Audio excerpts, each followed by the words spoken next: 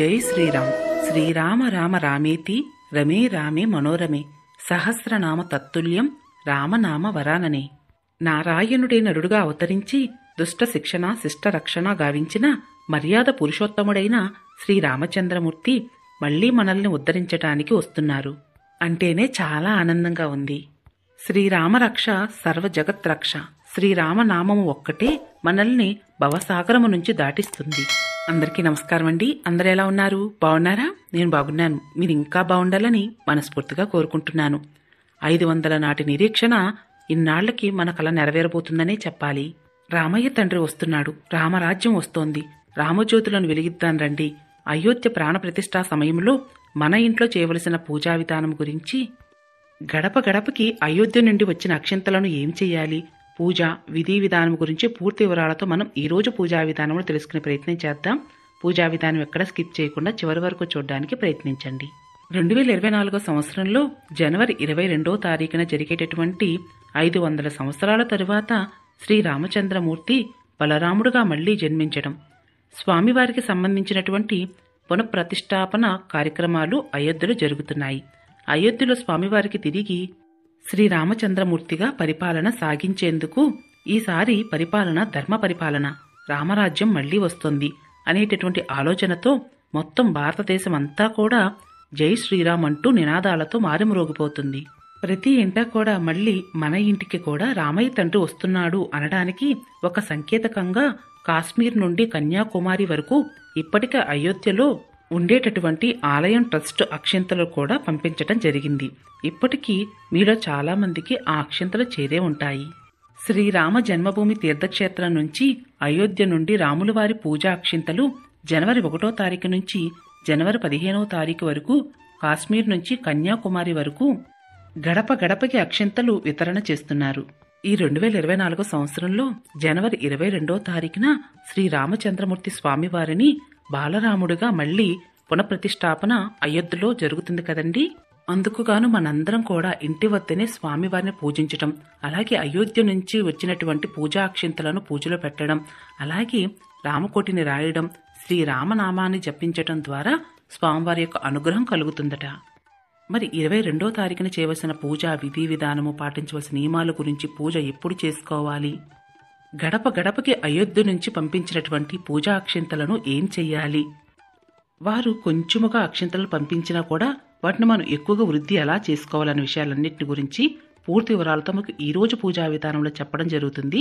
పూజా విధానం ఎక్కడ స్కిప్ చేయకుండా చివరి వరకు చూడండి. నాకైతే జనవరి 6వ తారీఖున శనివారం నాడు ఉదయమే నాకు స్వామివారు పంపించారండి అక్షింతలు. అంటే అయోధ్య నుంచి స్వామివారే పంపించారని నేను నమ్ముతున్నాను. కాబట్టి ఉదయమే స్వామివారి పాదాల దగ్గర ఈ అక్షింతలు పెట్టి పూజ చేసుకుందాం అనుకుని పూజ ఏర్పాట్లు చేసుకుంటున్నాను. అలాగే మీలో చాలా మంది కూడా అక్క మీకు అయోధ్య నుంచి పూజా అక్షింతలు వచ్చాయా, వచ్చినట్లయితే జనవరి 22వ తారీఖున చేయవలసిన పూజా విధి విధానం గురించి మాకు ఒక వీడియో రూపంలో పూజను షేర్ చేయండి అని అడుగుతున్నారు. అందుకే నేను పూజ చేసుకుంటూ నేను చేసుకున్న పూజా విధానం మీ అందరికీ షేర్ చేస్తున్నాను. మా ఊరు ఒక చిన్న పల్లెటూరు అండి. 60 గడప ఉన్నటువంటి చిన్న పల్లెటూరు. మా ఊళ్ళో 2 గుళ్ళు ఉన్నాయి. ఒక గుడి గ్రామదేవత, మరొక గుడి శ్రీరాముల వారి గుడి. శ్రీరాముల వారి గుడిలో రాత్రంతా కూడా ఈ అక్షింతలను ఉంచి తర్వాత మరుసటి రోజున స్వామివారి పాదాల దగ్గర నుంచి తీసుకుని ఊరంతా కూడా పంచారు. 2 పాంప్లెట్స్ అలాగే అక్షింతలు. మరి ఈ అక్షింతలను నేను ఎక్కువగా నిల్వ చేసుకుందాం అనుకుంటున్నా. ఎందుకు అంటే మనతో పాటు మన జీవిత కాలంలో కొంతకాలమే సరే అక్షింతలు మనతో పాటు ప్రయాణం చేయాలండి. ఎందుకంటే స్వామివారి అక్షింతలు మనకి జగత్రక్షగా కాపాడతాయి. శ్రీరామరక్ష సర్వ జగత్రక్ష అని అన్నారుగా పెద్దలు. శ్రీరామరక్షగా ఎల్లవేళలా మన కుటుంబాన్ని చల్లగా కాపాడాలి అంటే స్వామివారి అక్షింతలను ఇలా నేను ఎక్కువగా తయారు చేసుకుంటున్నానండి. మరి ఎక్కువ కాలం నిల్వ ఉండాలి కాబట్టి ముందుగా ఎక్కువ బియ్యం తీసుకున్నాను. అందులో కొద్దిగా పసుపు, కుంకుమ, పచ్చకర్పూరం, కొద్దిగా జవ్వాది పౌడరు, అలాగే ఆవు నెయ్యి. కొద్దిగా ఆవు నెయ్యి అయితే సరిపోతుంది. ఆవు నెయ్యితో కలిపినటువంటి అక్షింతలు చాలా కాలమే నిల్వ ఉంటాయి. ముందుగా నేను ప్లేట్లో ఈ అక్షింతలన్నీ కలుపుకుంటున్నానండి.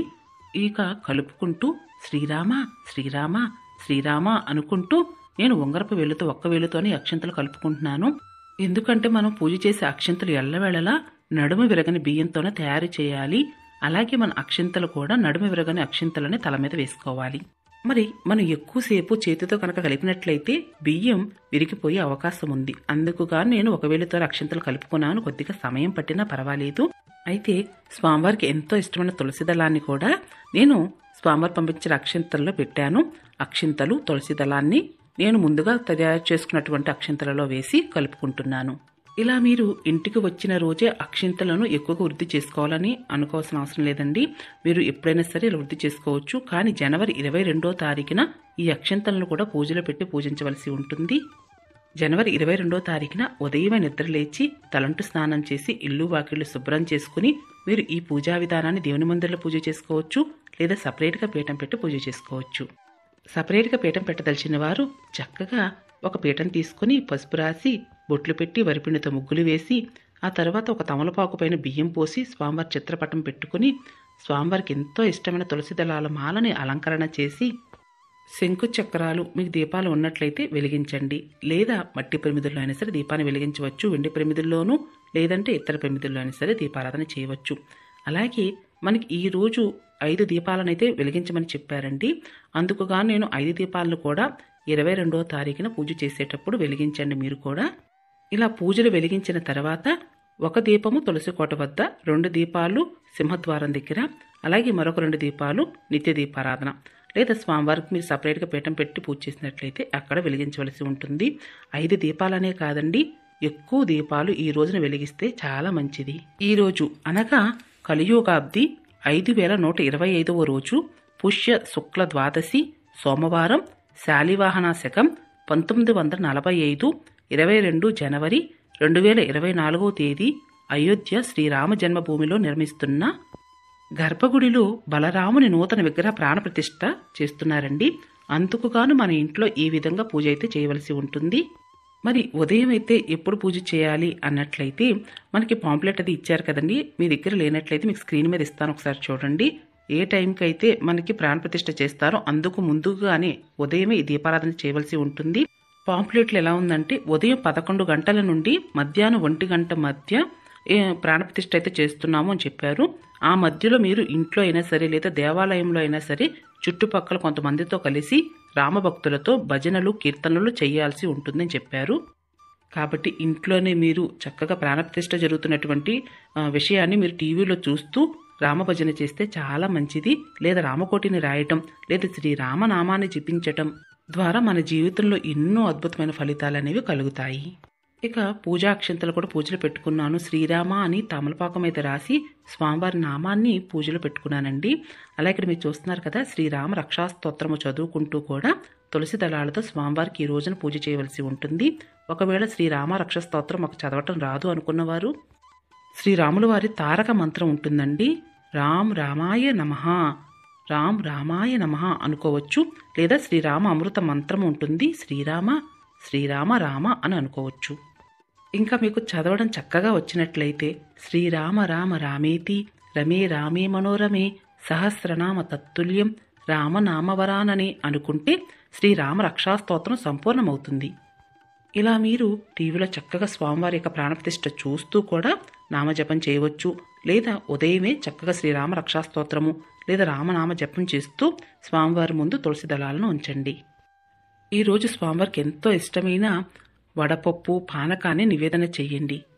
ఉదయం చక్కగా దీపారాధన చేసిన తర్వాత సాయంత్రం వేళ సంధ్య వేళలో అంటే సూర్యాస్తమయం అయిన తర్వాత మీరు మళ్ళీ నిత్య దీపారాధన చేసి ఆ తర్వాత 2 దీపాలు సింహద్వారం దగ్గర, మరొక దీపం తులసి కోట వద్ద వెలిగించవలసి ఉంటుంది. ఎక్కువ దీపాలు కూడా వెలిగించవచ్చండి. ఈరోజు ఉపవాసం ఉండవలసిన అవసరం లేదు. నాన్ వెజ్ అది తినకుండా శ్రీరామనామ జపం చేస్తూ ఉండండి. లేదా రామకోటి రాసినా చాలా మంచిది. ఎందుకు ఇలా చేయాలి అంటే మీ అందరికి కూడా పురాణాల గురించి చాలా వరకు తెలిసే ఉంటుంది. అంటే శ్రీరాములు వారు రామరాజ్యం విడిచి 14 సంవత్సరాలు వనవాసం చేసి మరలా తిరిగి వచ్చి అయోధ్యకి అడుగుపెట్టిన వేళ ప్రజలందరికీ కూడా ఒక పండుగలాగా స్వామివారికి ఆహ్వానం పలికారు. మరలా అదే విధంగా మనందరం కూడా స్వామివారిని ఏకకంఠంతో ఆహ్వానం పలుకుతున్నాము అని ఒక భావనతోటి స్వామివారికి ఈ విధంగా పూజలు చేయవలసి ఉంటుంది. 500 సంవత్సరాల తర్వాత ఎంతో మంది ప్రాణత్యాగం చేసినటువంటి విలువకి సాక్ష్యంగా మనకి స్వామివారు మరలా తిరిగి వస్తున్నారండి. కాబట్టి స్వామివారిని మనందరం కూడా ఎంతో భక్తి శ్రద్ధలతో పూజించవలసి ఉంటుంది.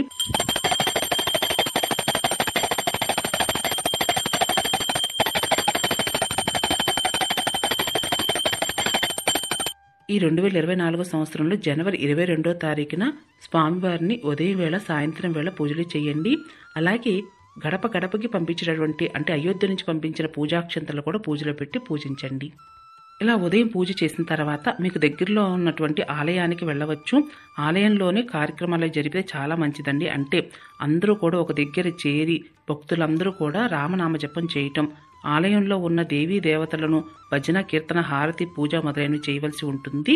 తర్వాత శ్రీరామ జయరామ జయ జయ రామ అని విజయ మహామంత్రమును 108 సార్లు జపించాల్సి ఉంటుంది. వీటితో పాటు హనుమాన్ చాలీసా, సుందరకాండ, రామ రక్షాస్తోత్రము వంటివి సామూహికంగా పారాయణం చేయవచ్చు. మొత్తం వాతావరణం సాత్వికంగా మరియు రామమయంగా మార్చుకుందాము.